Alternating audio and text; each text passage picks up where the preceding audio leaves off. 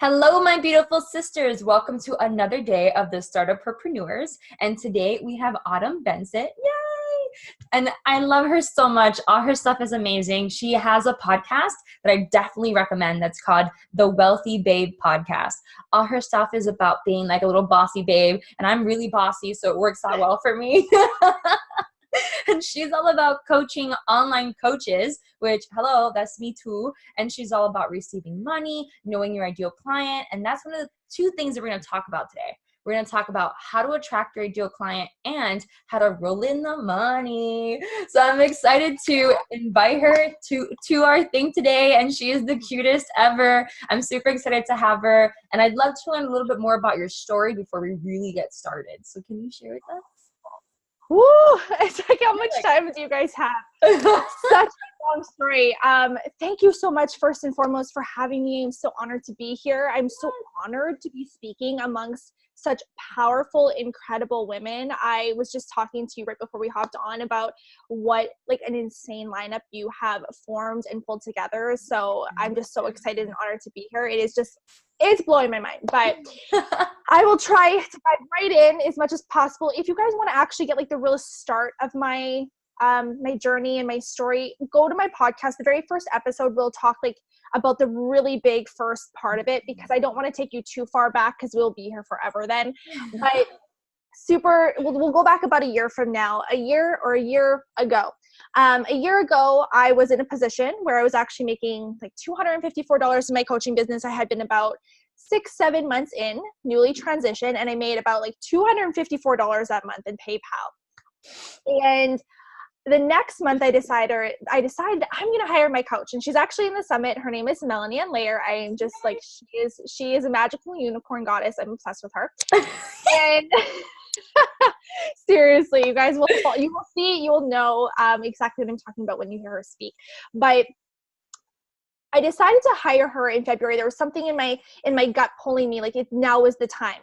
But 5 hours later, I actually found out that I was pregnant. And I'm not even kidding you. It was more money that I was making in the month that I invested. I was like, holy fucking shit. Like, let's be real. Like, I can't believe that I just invested, and then 5 hours later I find out I'm pregnant. Like, if there is a moment for you to run scared, like this is the moment. This is that moment of like, are you all in on what you want? Like, are you really all in when you're not making the money? You've just invested and now you have a baby on the way. So I am not going to lie, I went into about 48 hours of panic. I think I blacked out because we weren't planning it. We weren't prepping for it. I had just the month before in January thought it, like I planned out my whole year, and I'm like, I'm going to go to this event and this event and this event. I'm going to do this and this and this and this. And then all of a sudden it was like, wow, the universe came in and had a whole different plan for me. And so that was a really big lesson for me this past year on what trust and surrender really is, and letting go to the bigger picture, and knowing that as long as you have a focus on what it is that you want to achieve and who you want to be and where it is that you're going to go, you have to let go of the how, because life is going to give you its twists and turns and where it is that you are meant to go for who you need to become to have what you want to have. So it was definitely a big lesson and a big curveball. So essentially, shock mode. It's crazy. It's crazy. So within this past year, I had launched a podcast. I sold out my one-on-one coaching like 4 times, and I scaled my business to 6 figures. And so I did a lot of things that really did not make a lot of sense to do.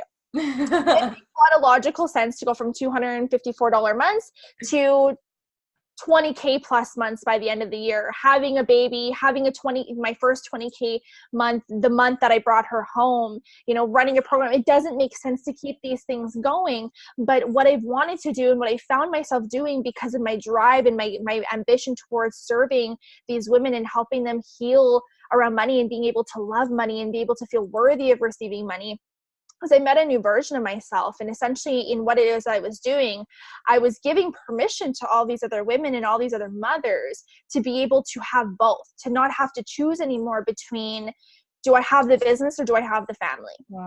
And I think that there's a lot of women that feel that way, because I felt that way. Mm-hmm. That's a big reason why I kept saying, I don't know if I want kids. I don't want kids. Like my baby is my business is my baby. I want my business. I love my business. I want to work my business. How can I have both? Yeah. And so I think that there was this big stigma for me, especially from when I started network marketing, that I couldn't have both, that it had to be really, really hard. And don't get me wrong, it's not always effortless, but you get to choose your perception. And that's a big part of like probably what we'll end up talking about today, is if you get to choose your perception on how you do all of the things that you do in your life and how life goes for you. And I decided that, yeah, it's going to take effort. It's not going to be the most effortless thing, but I want to create a new normal for women. I want to be able to help mothers lead their daughters to lead generations to come. I want to help them leave their mark on the world and be able to change the entire trajectory from this point on for how women receive money, how they receive pleasure, how they receive success, how they receive in all aspects of their life, so then they can have the things that they want, that they don't have to choose, that they can have all of the things. So there's a lot to this story. There's so much that has built up into me being into the place I am, serial entrepreneur. You know, I've been in a health and fitness business. We've lost Elise. Like, there's been a lot of things that built me up to re-healing my money relationship and getting to the place that I am right now in my business. But it would probably take like the whole interview. So I just wanted to kind of save you and take you back a little bit closer to where I've just kind of been, and feel free to kind of listen to the rest if you feel called to do so. I'm inspired. I have like so many questions for you. I knew like some of your story, but I didn't know, for some reason, maybe I blocked it out. I didn't know you had a kid. I'm like, oh, wait a minute. How'd you do that? How you were pregnant throughout this entire period, that you also became a 6-figure earner throughout your pregnancy. That's something that's huge. I have rarely heard of that. Normally it's before the kid or after the kid, but not in between pregnancy. What? Yeah. It's funny because when you're living it, you know, you don't feel like that's a big deal. You're like, oh, that's my life. And then you hear it from someone else's perspective and you're like, holy shit, that's actually kind of pretty awesome. That's pretty badass. But yeah, that's exactly what happened. Is I found out I was pregnant in February, and I had 3 months of like the most ridiculous morning sickness. I would go into all my client calls and I'd be on here and I'd be like, just 1 second. I'm like, my nose is really bad this morning. Just give me a second. I might puke.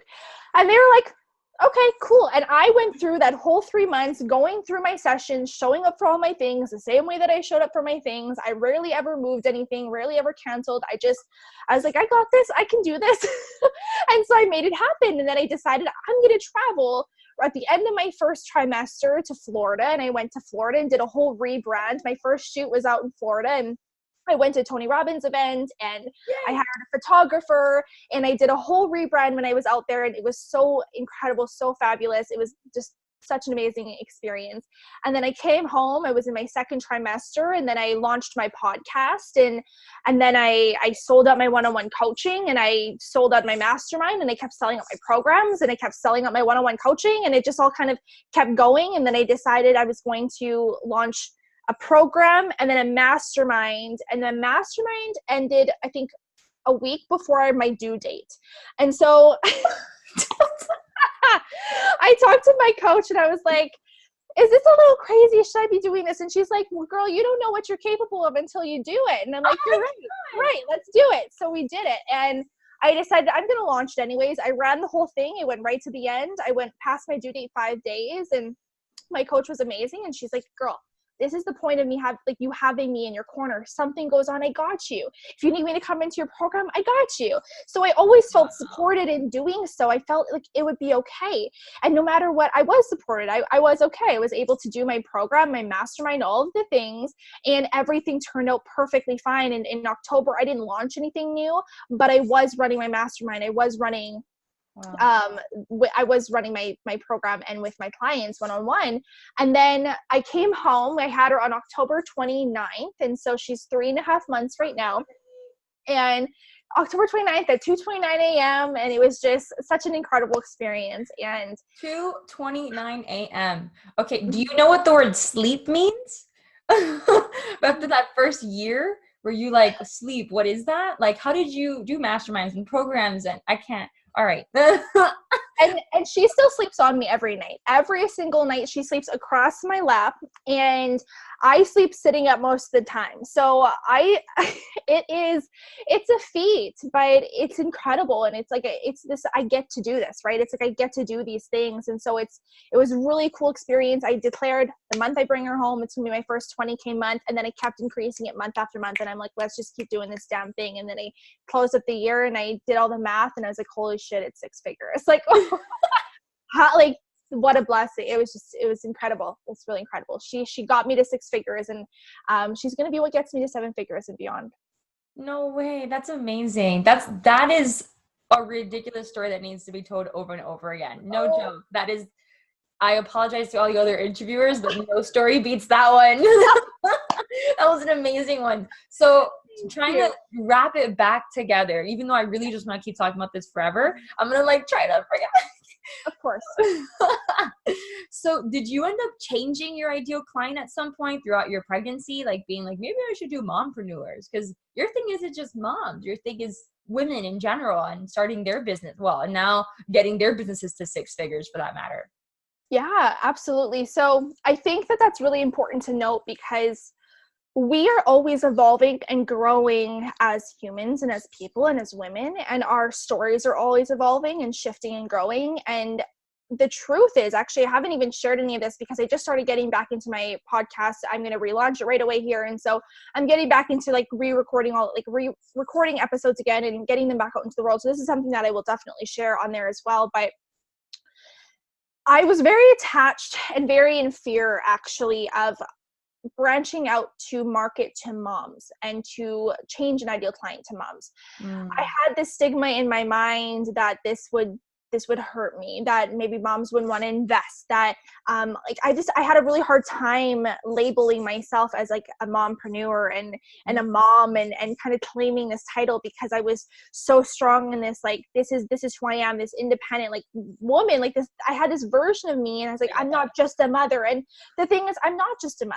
I'm not, like, I am me, and I serve a lot of women, and there's many hats that I wear, but the truth is that I am a mother, and I'm proud of it. And so up until this point, I think really my story started to attract in a different clientele very naturally. So while they started to see me in my pregnancy continue to show up and keep doing the things and work with clients and post my content and share about my journey and how this process is all moving through and together, they got to see this different version of me. And so the women that maybe weren't drawn to me anymore probably fell away. They're the ones that were no longer connected to me, who maybe stopped working with me one-on-one. They're the ones who maybe didn't want families, or maybe they had no desire to have children. And that's still fine. Like, I don't care. Like, I will serve any woman regardless of what you want. It's all about empowerment. It really doesn't matter to me. But I think that just through me living this truth, it started giving permission to these other women. They started coming out of the woodwork. So I started seeing women with young children and women that wanted to have families and wanted to have kids, and started thinking about it, starting to come into like great programs or masterminds, or starting to connect with me and coach with me. And so it very naturally started to shift over, but I still had this resistance. Like, there was something in me feeling like guilty or shameful to almost claim myself as this I don't want to say mompreneur necessarily, but like the fact that I work with moms, or I can help moms. And that was when Melanie, like my coach, she really just put this power back into my hands. And she's like, it was that recognition. Louie is what got me. Her name is Eloise, but I call her Louie. She is what got me to a 6-figure business. She is what will get me to 7 figures and beyond. She is the lifeblood of this business, of my life, of what it is that I'm doing. And this gets to be what I want it to be. And so instead, this is all about me leading mothers. It's not just about moms, it's mothers. It's a whole different energy in the woman who decides to lead, who wants to lead generations, who wants to show up and be this next level woman who doesn't have to choose. It's a decision. It's a difference in energy a little bit. It's not just like the moms, like she explained it to me. She's like, it's not like just like the moms going to the park in their mom jeans with juice boxes. Like, that's not what I'm identifying myself with. It's this new wave of woman. And that's really empowering to me and cool. So I did just go through a whole rebrand, and I decided to up-level everything and up-level my branding. I went into this shoot feeling like I'm going to be next level version of me, autumn post baby, Autumn posts like, you know, this transition, my body healing, all this stuff that I just went through. Like when I birthed a human, I rebirthed a new version and a new vision and a new level of me. And so I wanted to really put that into a brand. I wanted to put that into visual and feel that, so I can put that into my content and my messaging going forward. So whether like women that don't decide to have kids are attracted to me, or it's the woman deciding to have children, or the woman that does have children, I'm here for it. And I'm grateful that I get to serve them. So. Wow, that's amazing. Your story is, I'm still in shock mode here. So you mentioned, we talked a little bit about ideal clients and how you didn't end up changing your ideal clients mainly, but they were just automatically attracted to you, right? Yeah. Let's like back up for a second and say, what is an ideal client? And for someone that has like no clue, right? We're starting 101 here. And also for the ones that are wondering, like, how do they find their own ideal client? Mm-hmm. Yes. So I love this. So your ideal client essentially is the person who needs what you have to sell. So it's who in the world out there needs what you have to give them, whether it is a service or a product, who needs it. We all have a specific ideal buyer, a specific ideal client, an ideal customer. It kind of depends on what it is that you're offering and you're providing out, whether it's, say it's a book. You're going to have a different audience that you might have reading your book than I might have purchasing a program or purchasing my one-on-one coaching. So how you essentially find it, and what's really great is I did give you guys access. Your free gift that's in here is access to my niche and make bank training. So this is going to actually walk you through how to find your client. There's like 6 videos, a workbook. It's incredible. It's the exact process I walk through all my one-on-one clients through. So you will love it. It's perfect. It'll be it'll create so much clarity for you.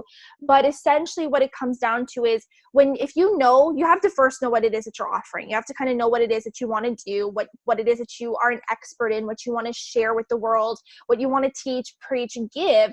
And then when you have a clear idea about that, it's who needs this? Like, who do I feel called to serve? Who am I excited to serve with this? Who would excite me to show up with? What's their personality like? What are the things that they enjoy to do? What are their struggles? What are their pain points? What is it that they are struggling to achieve? Why is this causing pain in their life? One of my favorite things really to think about when I'm focusing on my ideal client and creating offers for them is, what do they want to feel? When they work with you and they're coming onto your content, they're checking out a post, they're looking at your cover photo, they see any of your branding, they come onto a opt-in page, they enter in anything. What do they want to feel? So whether it comes from branding or it comes from a program, it comes from a product, everything evokes a feeling. It evokes that when they purchase it, they feel something about themselves. They either feel confident, they feel empowered, they feel strong, they feel connected, they feel safe. There's always something that somebody is feeling, and that's why they're purchasing what it is that they're purchasing. They want to feel a certain way when they buy it. So it's really, what is it that they want to feel? That's a huge thing for me in really identifying who it is that I'm serving. So I think something that we were going to talk about as well is like how to kind of attract them in a little bit, and like, really how to, next up. like how to kind of attract them in. So if you know whose shoes that you've released, the shoes that you've walked in, right? You've walked in these shoes. You've walked in the shoes that your ideal client has walked in. Maybe they're 1 step behind you. Maybe it's like 2 steps behind you. Maybe it's like a year behind. You've kind of been there, right? You've been there in some way, shape, or form where your client has been. And that's why you know what they're feeling. That's why you know what's keeping them up at night. That's why you know what's causing them stress and pain and frustration and anxiety in their life. That's why you know what they desire and what they want more of, because you've been there. You've been that version of themselves at some point. Every single past client of mine has been a version of me at some point or another. There was a time actually when I got pregnant, and then 6 weeks later, one of my previous clients had just got pregnant. And then like this, it just kind of like things like this always happen to me. Like something happens with me, and then one of my clients goes through it. Something happens with me, one of my clients goes through it. Like we attract a version of us always. So when you're really focusing on how do I attract my ideal client, like how do I really speak to her? A big thing, and this is not going to be new news that you've just heard from me. You've heard this from so many other people, but I just want to share it again, is it's so important for you to be authentic, for you to be able to come from a space of who are you. And authentic doesn't mean that you have to just post selfies. Authentic doesn't just mean that you have to, like, it doesn't mean it, like, you can be authentic and post branded, beautiful photos. You can do whatever it looks like to you, whatever is authentic to you. It's your emotion. It is your truth. Like, authentic is just, what do you believe? It's taking everything and everyone off a pedestal, not comparing your story to somebody else's, and just being you unapologetically, polarizing your story and knowing that you're supported there, and you're going to attract in the people that you need to, and you're going to repel the ones that are not for you. That's a big part of your ideal client. It's casting out a net and trying to attract the right person, not all of the people, because if you're trying to work with everybody, then you're not going to work with anybody. There's no clarity in your messaging, there's no clarity in your products, and it doesn't feel customized to them. So when you cast that net out and you're trying to catch that right fish, you're going to be able to serve them so much stronger. You're going to be able to actually go in a little bit deeper to yourself and think, where have I been here myself before? When have I walked in her shoes? What's the story that I've had? When have I felt that way? And you can pull out your own experience and highlight that to share that with her. Use your content to be a mixture of the expert and the teacher, where people are like, I'm going to show up and pay her, but also pulling in that factor of like the friend, the safety net, being like, I've been there and I've walked in these shoes too.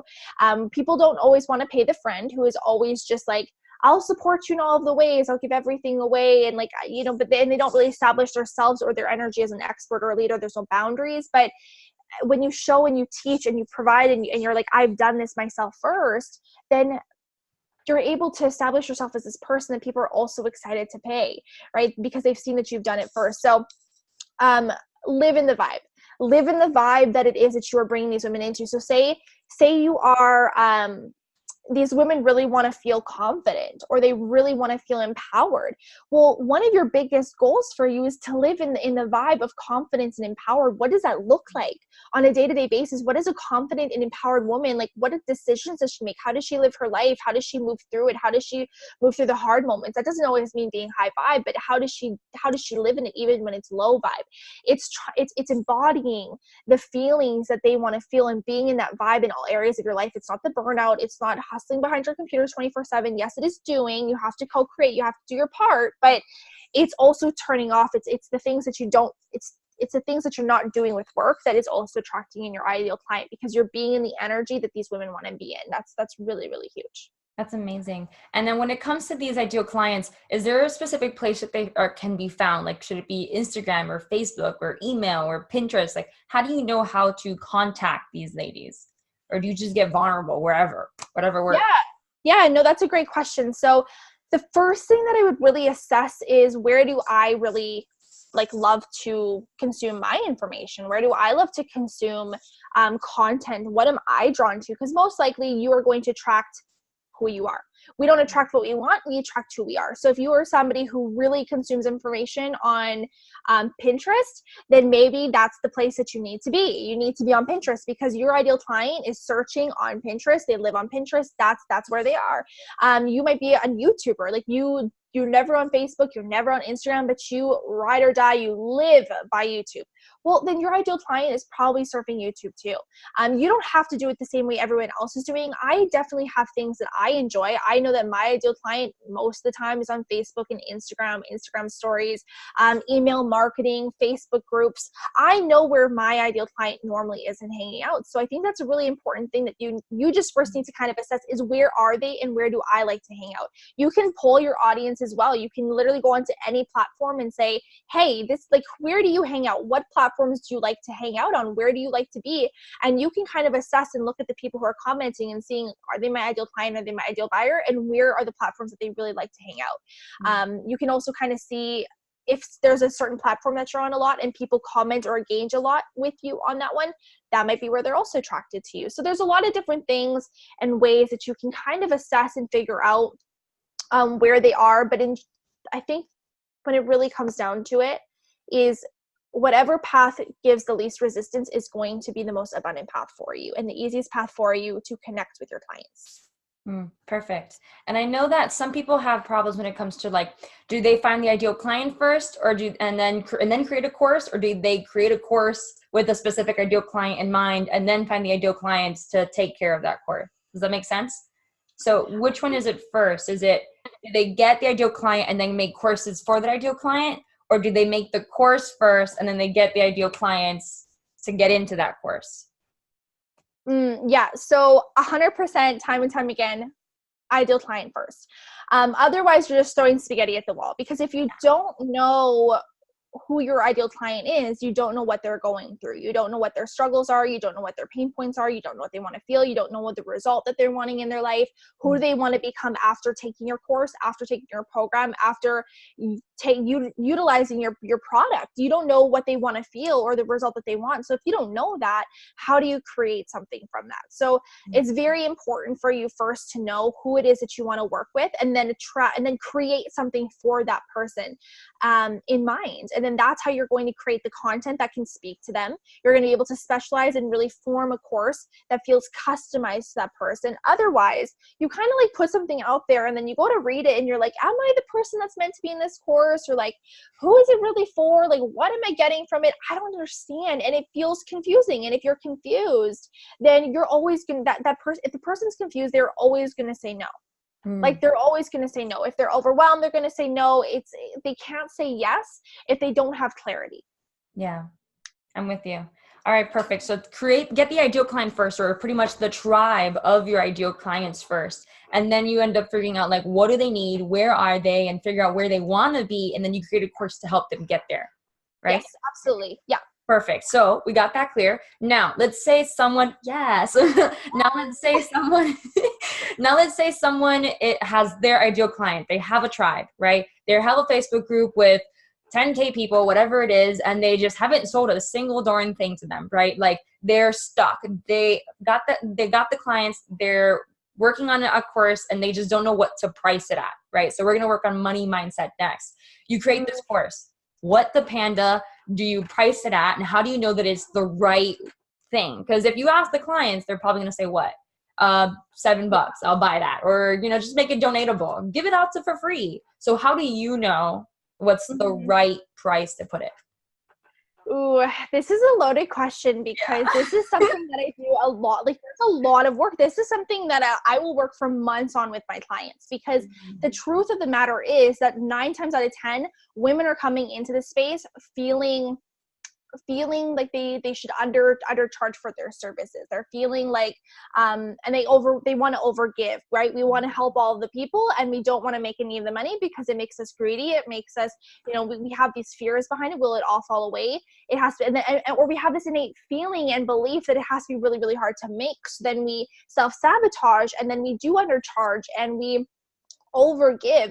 But here's the hard part is, it's like, so where is it, right? Like, what is overcharging? What is undercharging? Like, where do we sit in here? Because it is going to look different for each and every person, because every person is going to have a different course and a different program, and their energetic minimum is going to look different, and what it is that they're available for is going to look different. You might want to have a program where you serve a lot of women versus having a more intimate program when you're serving a fewer select amount of women. So the pricing might look different. I think the number one thing is you need to be able to get behind that price. But I always assess it, and I'm like, where do you feel this price in your body? Like, do you feel like, is it an exciting feeling? Do you feel it in your heart? Does it give you butterflies? Are you excited about it?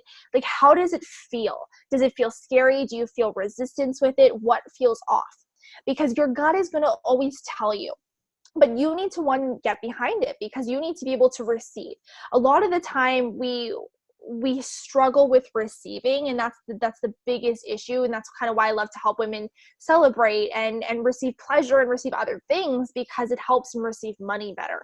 But if we struggle to receive it, then if we put a price too high, we might not energetically get ourselves behind it, and then we won't feel confident talking about it, and then we won't be able to receive anybody in alignment with it. But then there's also the reverse. You could price it way too low, and then you energetically don't feel good about it, and then you also don't talk about it, so then nobody signs up for it, right? So it really comes into if you don't have a coach already and you can't talk this out with them and you can't kind of come to the space of like, what should I do? One thing that I did learn is create like a little timeline, like create a little line on a piece of paper and then start writing numbers on it. Just write numbers down and allow your gut to kind of tell you, like, does this number feel good or does it feel bad? And then allow yourself to see on the spectrum, like where it starts feeling bad and icky and out of place. And it starts feeling like, this doesn't feel good for me, versus like, this feels really exciting for me.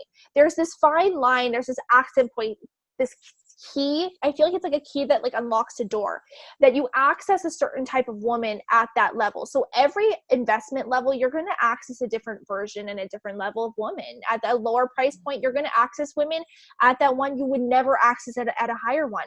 And at that one, you're going to access women at one that you could not access at the lower rate, and you couldn't access at a higher rate, because that is just what their energetic value is to what it is that you have to offer. So no matter what it is, don't place your value on what other people would pay, because people pay in whatever relation it is to their, like how they value it to their worth. Like that is what they value it at. So if somebody values their health at like a low minimum, they might only value their health at $10 a month. They're going to go find a gym for $10 a month.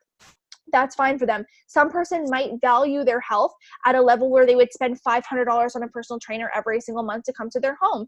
Like every person has a different value. So if you're trying to please everybody else, you're never going to feel connected in your purpose. You're always going to feel out of alignment. It's not going to feel good for you, because it's not you driving. You're not driving the seat. Your worth is always dictated by other people.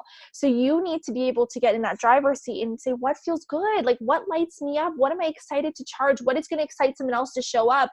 I think that also plays a really big part, is what connects with my ideal client? Where are they at? What's their earning potential? Like where are they at in this level? Like there's so many things that play a part, but at the core of it, just tune into your intuition, tune into your gut, and really check in with these numbers, do a little grid, and then play out with it and just see like what feels good, what excites me, and stop at it. And if it feels resistant, start to ask yourself why. Why does this feel resistant? Is it just that do I not feel worthy of this? Do I not feel worthy of charging this amount of money? Do I not feel worthy of charging, or do I just not feel ready for this? Have I not paid this amount of money for a course myself? Have I not paid for a coach this amount myself? Like, are you out of integrity with what you're asking for people? Like there's so many little pieces, as we can see, that can come into play with it. But I hope that gives a little bit of a tidbit to start. Yeah, it definitely does. Yeah. So actually, I love the timeline idea, and I've only heard of it like once before, and I think it was from you. So I think that was amazing. So out of curiosity, what kind of money mindset do you normally find clients in, and how do you switch them to a more attractive money mindset? Yeah, absolutely. So I would say that the common is that it's really hard to make money. A lot of the women and my clients come to me have parents that have very hard working backgrounds. They're told to go to university. I dropped out of university myself. So I was 4 years in for a business degree. And so I was in marketing as well. So I know that feeling, like I understand that.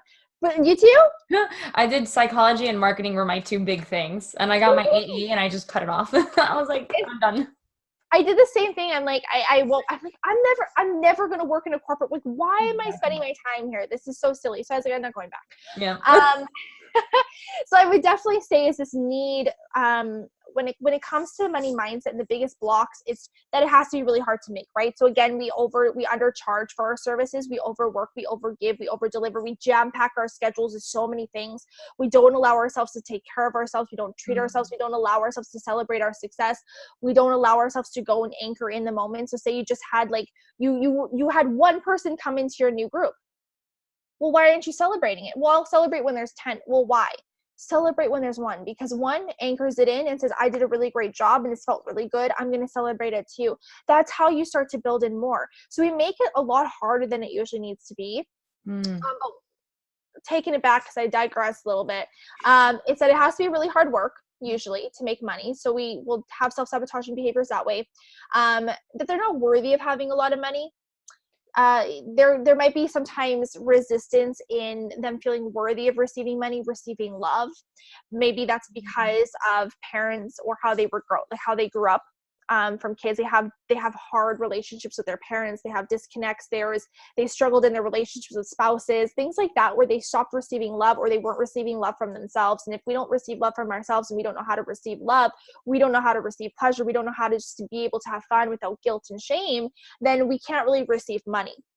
So there's that, being rich is greedy. People are going to take me for my money. My mom, she's always going to need my money if I make a lot of money. Like, there's a lot of different beliefs that I come into play with, but it's always just like it's running out. There's never enough where it came from. There's always these beliefs where it's always falling out. Like, money is limited. It's essentially like money is always limited.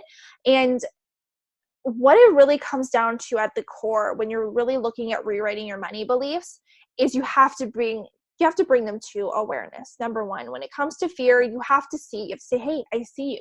I see you, fear. I hear you. I'm looking at you. Like, look at it in the face and say, I'm going to walk with you. I'm going to walk with you, fear. I'm going to move through you. You have to move with your fear, because if you just like push it down, that like it's always going to come back up just like a beach ball. It will come up in some way, shape, or form. It will become an energy leak. It will block in some aspect of your life if you don't work through it, you don't address it, you don't assess it. So I always like to walk with it, say, hey, fear, I see you, I hear you, thank you. Like, thank you for trying to keep me safe. Thank you for trying to keep me comfortable. I appreciate that, but I don't need you. I'm okay. I got this. So I look at it and I release it. I allow it to release because I become aware of it. But then I also say, well, what do I want to believe is true? Like, what's the truth that I do want to believe about money? What is it that I want to decide? Well, I want to believe that making money is really effortless. I want to believe that I don't, like, nothing meant for me can get past me. I want to believe that I'm already abundant, that money is on its way, that clients are on their way. I want to believe that I'm supported here, and it doesn't have to make any logical sense, because I want miraculous results and miraculous things happen in my life and miraculous amounts of money. So it doesn't need to make logical sense. It doesn't need to make sense in any way, shape, or form how it's going to come or what my finances are right now. I know that I'm supported here because I wouldn't be here if I wasn't meant to be here right now.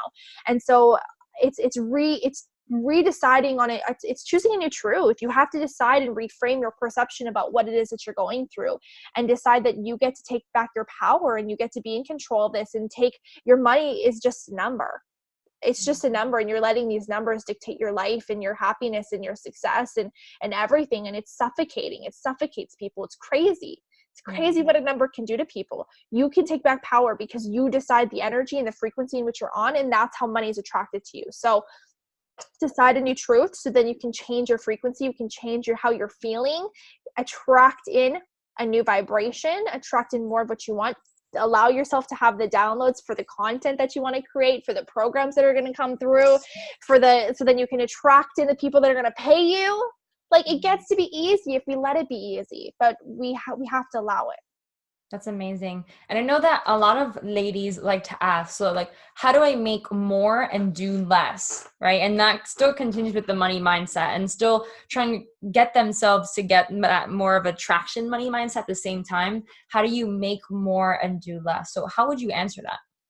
Absolutely. So this again comes down to first a decision. Like, you have to first decide that this is possible for you. You have to fully believe that you are worthy of this, that it's possible for you to be able to do this, because what that's going to essentially mean is that you're going to allow yourself space to start things like delegating, hiring things out, bringing people onto a team, allowing yourself to increase your prices, raise your worth, dial back on some of the things that you're doing, and create more automated offers or do things, so then you're not always the person that's first in line and that your business can't run if you're not around. So for instance, with me, I knew, okay, well, if I want more time with Louie, if I want to be a more present mom, and I want to be able to make more money, but I want to do less, then something's got to shift in my business, because right now, like, that's like, I'm at a great place, but if I want to keep scaling, something has to shift. So I hired on 2 people into my team, and I'm looking at even more things with Derek, like, where can we get a cleaning lady, and where can we do this? Where can we get this? And like, where can I start to create more time in my life and do less What can I delegate out even more? Like I have a graphic designer, I have a VA, I have a social media manager. Like where can I take the reins off my plate less, like more and more and more, so I can do less, so I can just show up for the things that I personally need to show up for, the things that only I can do, the things that only I can create. Like nobody else could come in and do this interview. Only I can do it, right? Like only me. So I need to create the space and time for me to do that, to be with my clients. But that also means, well, then my time with my one-on-one clients is very sacred. So I've raised my prices. I sold them out. So I raised them again. And I have a wait list for that. I've capped out how many people that I can work with. I've created a mastermind so I can serve more women, and still have a very close-knit opportunity to serve them in like a one-on-one type setting, but not at the same investment and not at the same time commitment as if I was taking on more one-on-one clients. I started to retire some of my programs as I created new ones. Then I can create evergreens that down the road, those will be able to be sponsored in ads. I don't do ads right now. I do all organic attraction marketing, but that will hold a place at some point in my journey. And I'm maneuvering things around, but unless I believed myself as possible that it was able to do less and make more, I wouldn't be open to these opportunities. I wouldn't be open to delegating. I wouldn't be open to doing those things because I'd want to do it all myself, because I would want to make it really hard. Does that kind of make sense? That makes perfect sense. Okay. So pretty much kind of delegating out whatever you don't have to do, whatever even doesn't speak to your soul. Because a lot of people are like, how do Facebook ads? Well, you don't need to know. Give someone else that job to do it, and just pass it on to somebody else, and you do what you love, which is, I love being on the camera, right? And I love, just talking to different people. And this is my favorite thing to do. So I totally get that. It makes perfect sense to me. All right, perfect. Okay, so we are at our last two questions. So it is what is one action step? Because we talked about a lot, right? We talked about ideal clients and rolling in the money and money mindset and what kind of client and client or course and client. So what is one action step that a lady listening to this amazing interview thus far is like, what do I do first?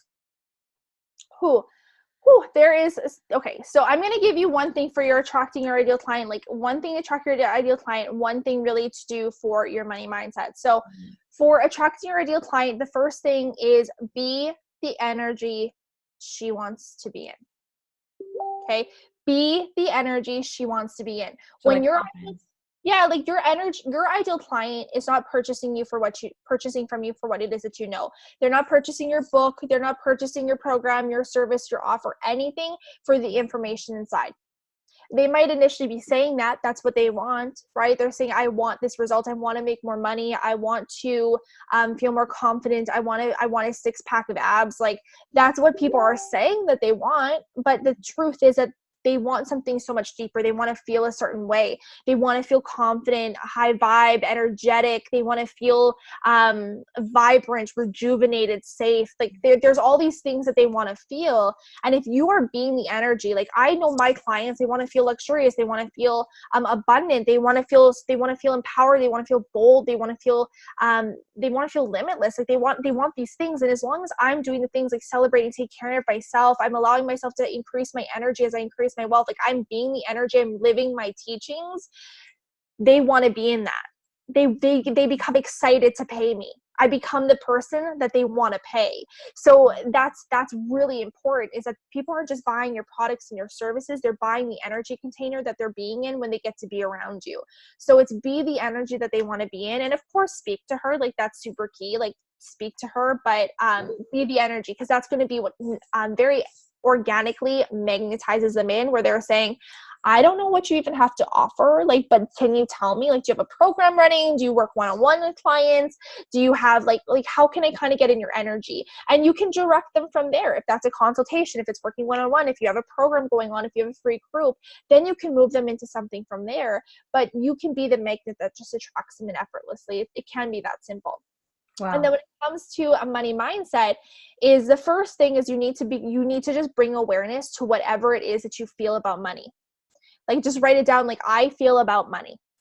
Write down everything. Write down all, because we learn how to make money before we ever learn how to make money. So there's all these rooted deep beliefs that you have about how to spend money, how to make money, how to use money, how to circulate money, what money means, how you feel making money, all of those things. So it just like brain dump everything onto a piece of paper about how you feel about money, and then allow yourself to disbelief them, call bullshit on them. Like, why is that bullshit? Why is that bullshit? Why is that bullshit? And recreate from the ground up your own foundation and beliefs around money, and then start to live and breathe in them every single day. Decide that these can be true. It might take some time when you're feeling like you're looking at your bank account and it's in the negative and you have a bunch of debt racked up and you're like, well, it must be easy because you made six figures. I didn't always have that. I had negative $2,000 in my bank account in my debit. I paid for grocery. I paid for a meal with $4 and change. Like, I've had $40,000 in debt. I've been in these positions where I've had no way to get like no money coming in. I've been in these positions where I've invested and I don't know how it's going to come in. So I'm not coming from the space of I haven't walked in these shoes. I'm coming from this space is you have to take the power back for yourself. And the only time that you can really allow yourself to do that is by saying, I'm aware of it. I see you. I feel you. But this is what I want to believe is true instead. And I'm going to consciously and intentionally every single day focus on that. I'm going to be aware of my verbiage. I'm going to be aware of how I'm speaking about money. I'm going to be aware of if I'm avoiding money, I'm avoiding creditors, I'm avoiding paying my bills, I'm being sloppy with these things. Be the person and deal with money the way that the person that you want to attract deals with money. If you want women to be hell yeses to you, be hell yeses to your investments as well. That is amazing. Thank you. All right, perfect. So we got one action step for ideal clients, which is really just feel it, right? Feel whatever they want to feel, whatever it is, confidence, motivation, whatever it is. And then we also have an action step for money mindset, which is how do you first awareness, like I feel blank about money and really realizing that. So mission complete. And the last thing is the free gift, which you did mention, which is I know is the niche and make bank training. Yeah. And it's normally $100 and you're giving us a free code, which is, by the way, niche for her, which I love with my whole little her branding that I'm working on here. So can you guys in the, I'm sorry. Sorry. I was like, just for you guys. Oh, thank you. So can you tell us a little bit more about what is the niche and make bank training and just like a small tidbit to get them excited and to get them like, yes, free gift. Yes, seriously, like this training is incredible. It'll create all the clarity that you need around this. This was actually created by me and one of my best friends and business partners, and like she's actually in this. She's in this summit, Olivia Celine. Yes. And so we actually created this. All of our one-on-one clients have used this, even though she has transitioned to business coaching. All of our one-on-one clients have used this. You are going to learn why you need an ideal client, who she is. You're going to learn how to create your sign outside your door. You're going to learn how to make it cohesive across the board. You are going to learn all the tidbits about your zone of genius, how to polarize. There's 6 videos. There's a workbook. There's tons of thought-provoking questions. It's going to deep dive. So then you can literally take that and create all of your content from that, because once you create that clarity, you're going to know exactly who you're speaking to. You're going to know what they need, what they're struggling with. All of your content is going to come straight from that. It's literally fire. You're going to be obsessed with it. I promise you. It cannot disappoint. I really I love it. I love it. I love it. Thank you. I'm tempted to be like, I'm in. Yeah, but all the details too, more details are on the page for it as well. So when you go and get you'll have the code for it. You'll get the link. All of the details for it are on there, and then you can use the code at checkout. And that is available till the end of April. I did have it accessed on there. So okay, yeah, lots of time to thank you, Autumn. That was amazing. And thank you for your time today, for your storytelling that rocked my world. And I have really appreciated all the questions that you have answered and really giving us like deep, deep information, not on ideal clients, but also on money mindset and having kids. No, that one. I'm still hoping for a few more years before that one happens, but it was definitely great information. Thank you, Autumn. And ladies, I will see you tomorrow. Thank you. Bye.